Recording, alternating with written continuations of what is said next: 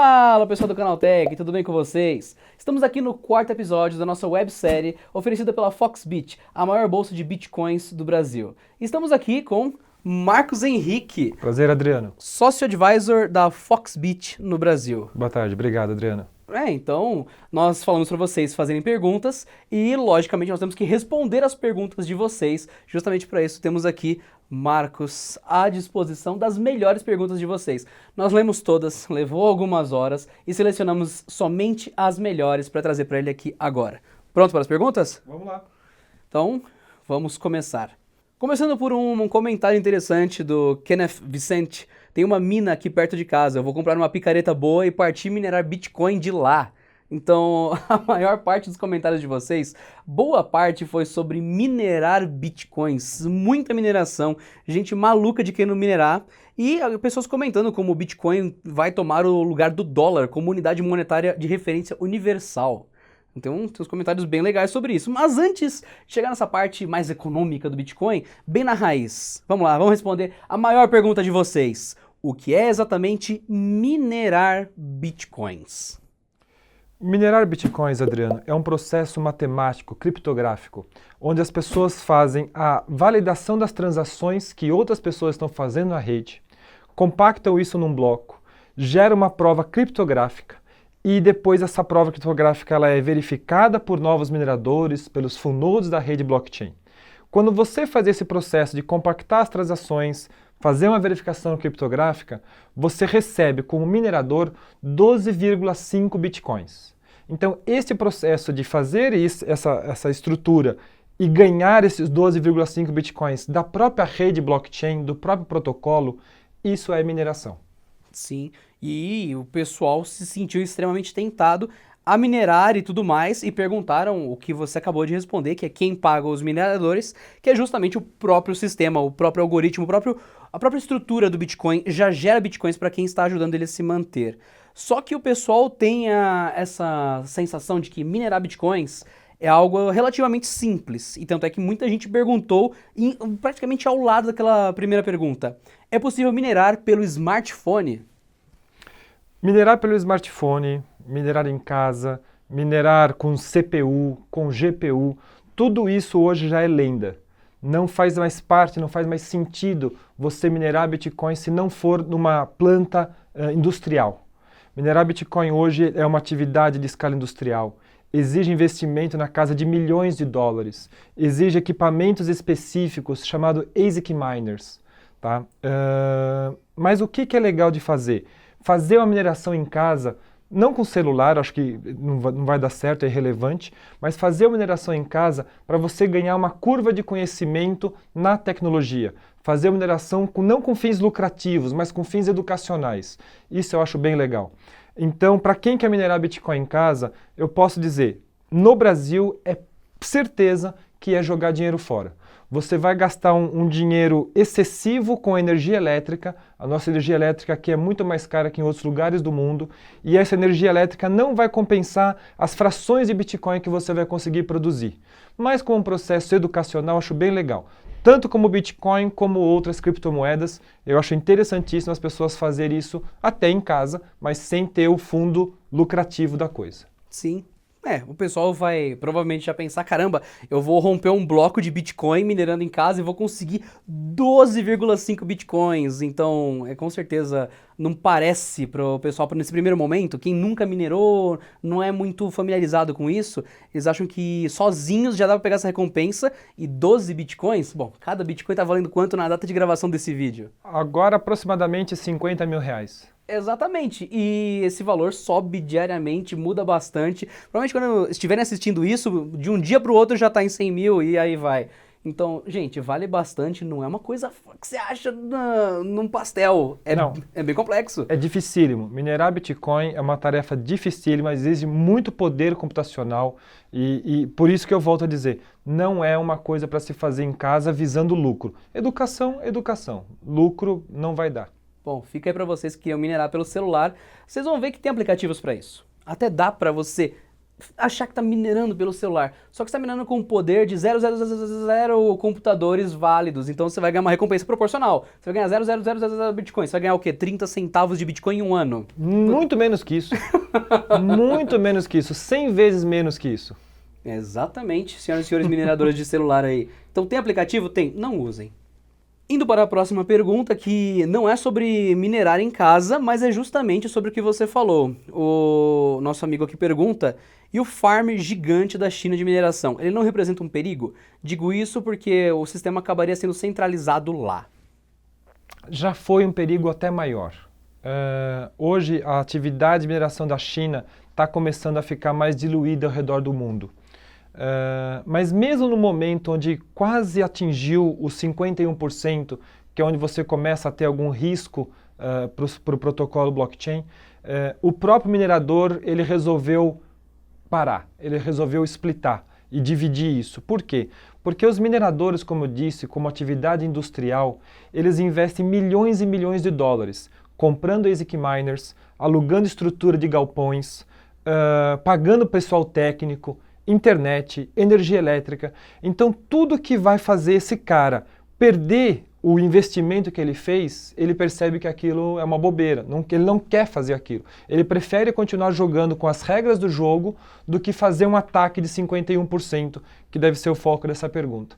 Então, hoje eu já não vejo tanto risco, não vejo nenhum risco numa situação dessa de concentração de mineração na China, porque os caras sabem como é a regra do jogo. E isso está se espalhando, está vindo muita mineração para países nórdicos, países gelados, porque a mineração também exige muito poder de resfriamento das máquinas e etc.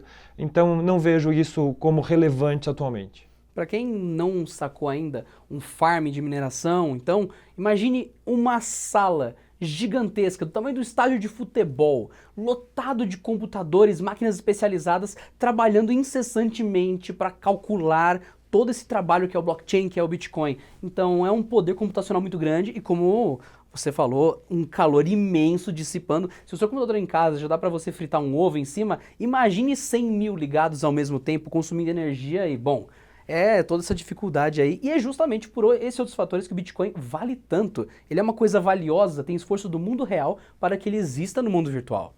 Tem uma pergunta interessante aqui que diz, Bitcoin vai acabar com as moedas centrais do mundo? Uau, que sonho.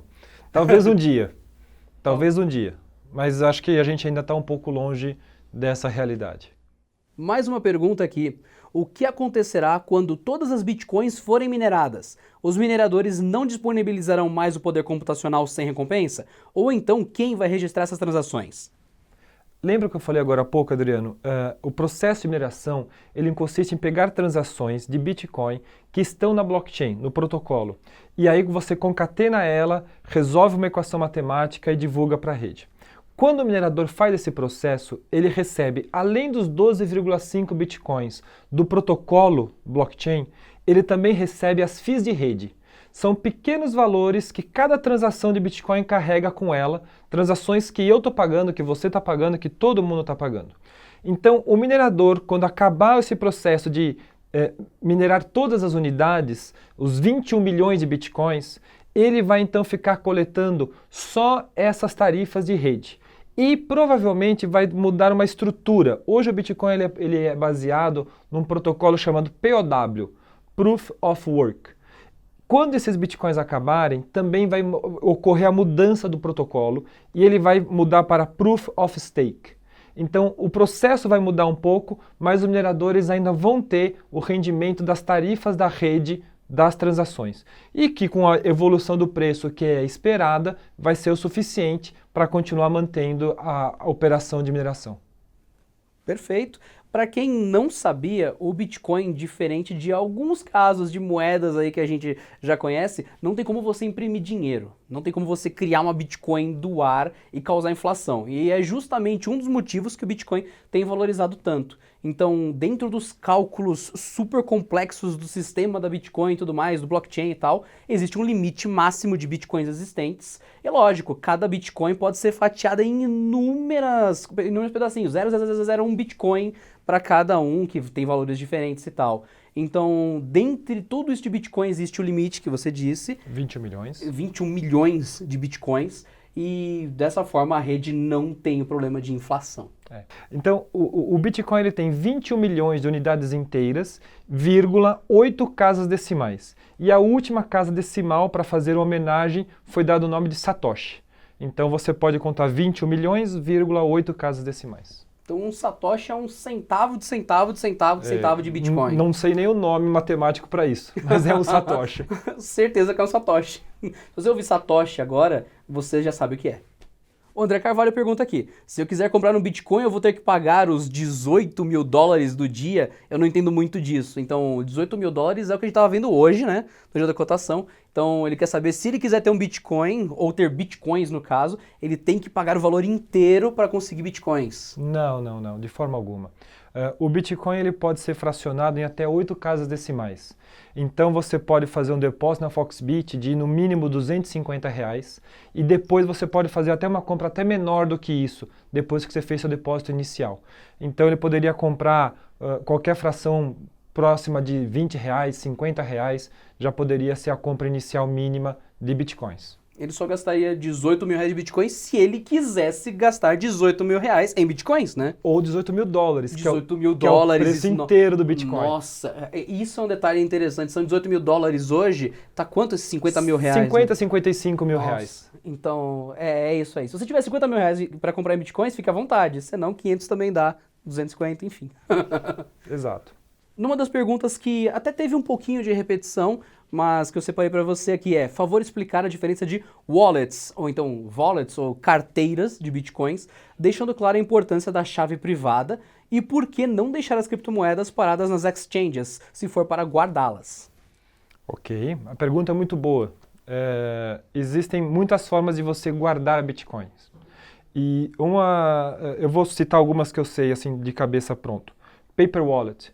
Se eles forem no Google e procurar Paper Wallet Bitcoin, tem toda uma forma de você criar uma Paper Wallet. É uma folha de sulfite, de papel, que você cria e gera na própria folha a sua chave pública e a sua chave privada.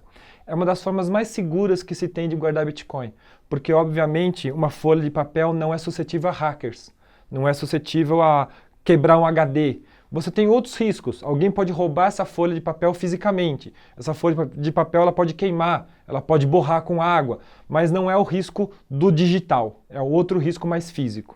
Então nós temos Paper Wallet, nós temos Hardware Wallet. Hardware Wallet são dispositivos específicos para você guardar criptomoedas. Não só bitcoins, mas também outras diversas criptomoedas.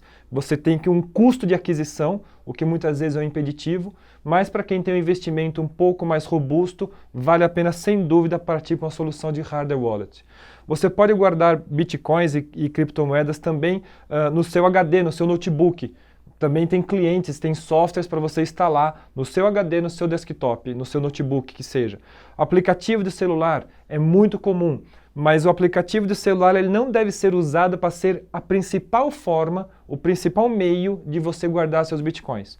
Imagine que o aplicativo do celular ele tem suas camadas de segurança, ele tem a sua chave de recuperação de backup, de chave privada, como ele disse, mas o aplicativo do celular ele vai estar sempre conectado no 4G, no 3G, então ele é suscetível a invasões também. Então você tem que fazer uma distribuição dos tipos de carteira para cada tipo de utilização da criptomoeda. Eu acredito que isso é um processo de educação, é um processo longo, mas é um processo muito legal, porque quando você aprende, você entende que você está seguro de verdade. Sobre não deixar os bitcoins nas exchanges. Já houve muitos casos ao redor do mundo de exchanges que foram ou hackeadas, e o hacker levou os fundos, ou parte dos fundos que a exchange tinha. Já houve casos de inside jobs, exchanges que foram fraudadas por seus funcionários, por seus estagiários, também já aconteceu. E houve casos de exchange que foram fechadas por governos. O governo foi lá, achou que tinha uma operação lá ilegal, baixou a exchange e fechou ela da noite para o dia. Então, em qualquer uma das situações, o usuário acaba ficando sem o seu fundo, sem o seu recurso. Por isso que a gente insiste tanto na política de que o correto é você aprender como você guarda seus bitcoins e tirar ele da exchange logo após a compra. Na próxima pergunta, Bitcoin ainda é praticamente uma commodity. Quando ela começar a ser usada de fato para o consumo, o valor irá despencar. Não seria um risco a longo prazo acumular essa moeda? Existe um risco, sim, de acumular Bitcoin, porque o Bitcoin é muito volátil. Então, se você for fazer um investimento em Bitcoin, faça um investimento dentro da sua realidade financeira. Saiba que ele é um investimento de risco, mas é um investimento de longo prazo e que deve dar retorno. Não acho, respondendo à pergunta aí do internauta, que o preço do Bitcoin vai cair quando ele começar a ser usado no dia a dia, de fato, como uma moeda. Ele diz aqui, por exemplo, como se eu usasse ele, como se ele fosse o meu salário, eu recebesse o meu pagamento no fim do mês em bitcoins. É isso que ele quis dizer, mais ou menos? Acho que sim, e eu não vejo nenhum problema, porque a quantidade de bitcoins é limitada lá nos 21 milhões. A emissão dos bitcoins ao longo dos próximos anos também é controlada. Então, tudo isso faz parte do protocolo, tudo isso é conhecido de forma prévia. Eu não acho que isso vai ser um problema, até porque é certeza que no Bitcoin não vai ter inflação. Inflação no sentido descontrolado, do que os governos emitem dinheiro a mais no mercado, esse tipo de coisa. Isso não existe no Bitcoin. Então, mesmo que ele se torne a moeda do dia a dia, eu não acho que o preço dele vai cair de forma alguma, particularmente acho até que vai subir. Mas tem uma coisa importante, o Bitcoin, ele talvez queira continuar sendo commodity pelos próximos anos. Outras moedas têm tarifas de rede menor, têm tempos de confirmação menor, têm outras propriedades técnicas que pode ser que elas levem vantagem nessa aplicação de dinheiro do dia a dia. Como commodity, talvez seja o futuro presente, seja o futuro do Bitcoin. Perfeito. Então, vamos para a próxima. Tivemos comentários bem interessantes também, que o pessoal deixou nos vídeos, como como ficar rico sem vender órgãos, sobre bitcoins. Olha, eu acho que se você acertar uma altcoin que hoje tem um preço subvalorizado, guardar ela por tempo suficiente, 5, 10 anos, talvez você tenha uma chance de ficar rico, não milionário. É perfeito poder ficar rico de alguma forma sem vender os órgãos de preferência. É bom ter eles, né? Sim, com certeza. E um ponto importante disso é que o preço do Bitcoin, de todas as criptomoedas, é muito volátil. Então, é perigoso você investir um valor que seja relevante para a sua vida e, eventualmente, esse valor pode ter uma depreciação. Isso acontece com Bitcoin, acontece com altcoins de uma forma geral. Se você achar uma criptomoeda, uma altcoin, que esteja no valor hoje subvalorizado, acertar, o que é difícil porque hoje nós temos mais de 1.000 criptomoedas ao redor do mundo. Então você tem que ter a sorte de acertar na moeda correta e guardar tempo suficiente para que essa moeda tenha uma valorização. Tem uma outra coisa, Adriano, que é super importante pegar nisso, que as pessoas ficam com essa ideia de ficar rico, de ficar milionário, e muitas vezes por ganância ou por desconhecimento, elas acabam entrando em golpes, em pirâmides financeiras. E isso no Brasil está se tornando uma praga. Isso no Brasil está se tornando um grande problema. Então as pessoas têm que entender a tecnologia, têm que saber como é que funciona, como é que guarda e principalmente que se veio falar com história de tem um pacote de plano de entrada para você pagar uma entrada no nosso sistema, você vai ganhar comissão se você trouxer um vizinho, se você trouxer um amigo. Isso não é Bitcoin, isso não é criptomoeda. Isso são empresas que usam o nome das moedas de forma irregular. E fazem essa mentira, fazem essa falácia para enganar as pessoas e, eventualmente, isso leva prejuízo a muitos brasileiros. Essa é uma pergunta que nem estava nos comentários de vocês e é uma coisa que eu mesmo ia te perguntar mais para frente na nossa entrevista e eu agradeço que você tenha trazido, que realmente é bem interessante essa parte. E perigoso. Sim. Bom, temos aqui um outro comentário logo abaixo que ele também é interessante. Ele diz, vamos usar o blockchain. Para você que está assistindo a entrevista aqui a esse ponto e você não viu o nosso episódio sobre o que é blockchain, por favor, volta lá. Episódio 2, o que é blockchain? A gente fez um ótimo vídeo aqui sobre isso. E aqui temos a pergunta que diz, vamos usar o blockchain para substituir o Estado? Uau! É uma boa pergunta.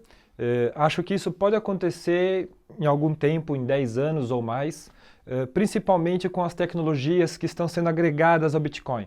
Rootstock ou Ethereum, que é uma outra blockchain, que é uma outra criptomoeda, onde você tem funções de contratos inteligentes. Isso pode acontecer em algum momento. Dubai já está se adiantando com isso. Dubai já está preparando algumas políticas internas de registro de documentos, de registro de terras e outras coisas para que a partir de 2020 ele tenha uma boa presença da sua organização governamental feita através de blockchain, através de smart contract. Acho que no momento está um pouco longe, talvez 10 anos ainda seja longe, mas quem sabe em 20, quem sabe em 30 anos a gente pode ter uma novidade como essa. E tem uma coisa interessante, Marcos, que para quem perdeu o episódio 3 que a gente fez aqui na nossa websérie, né, sobre a situação do Bitcoin ao redor do mundo, que tem governos que acham que podem proibir ela e não muda nada. Eu não vou dar spoiler, né? Você tem que assistir o episódio 3, quem não assistiu, sobre o Bitcoin ao redor do mundo. E daí eu te pergunto, nesse tema que a gente falou, eu tive vontade de perguntar pessoalmente, você vive Bitcoin todos os dias? Vindo de você, como que está a realidade do Bitcoin no Brasil hoje? O Bitcoin hoje ele não é regulamentado e nem é proibido. Nós estamos numa área que está sendo construída. E, infelizmente, existe um grande risco de que os políticos brasileiros construam o futuro do Bitcoin do Brasil, no Brasil, de uma forma não adequada. Por quê? Você pode fazer uma legislação incentivando a inovação, incentivando a melhoria, incentivando as startups. Ou você pode fazer uma regulação restritiva, assim como foi em Nova York. Nova York produziu um documento chamado BitLicense. E esse documento foi um desastre para o estado de Nova York. Por quê? As empresas tiveram que ir embora.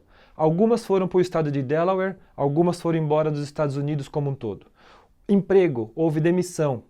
Nós contratamos na Foxbit hoje mais de 50 pessoas. Se você faz uma regulamentação muito severa, aquelas condições não se adequam à inovação, não se adequam às startups. Então, nós temos países que foram extremamente pró-Bitcoin.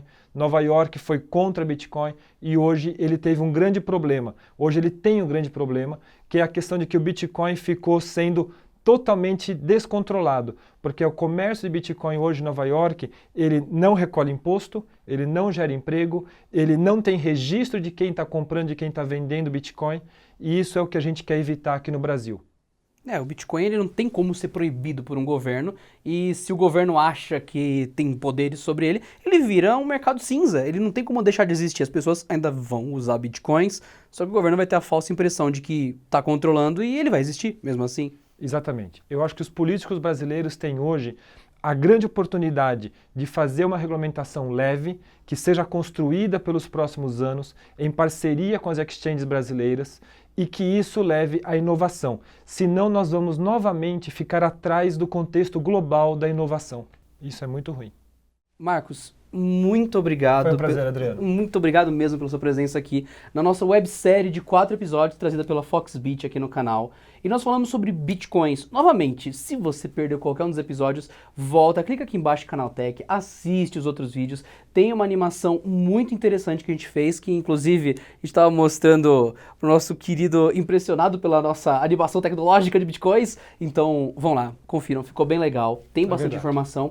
E aproveitem e deixem nos comentários aqui o que mais vocês querem sobre Bitcoins, porque afinal nós somos o Canaltech, sempre falamos de tecnologia e não quer dizer que a gente vai parar por aqui. A gente ouviu vocês, trouxe as respostas, trouxemos um convidado aqui para isso e por que não falar ainda mais de criptomoedas e outras coisas aqui no Canaltech.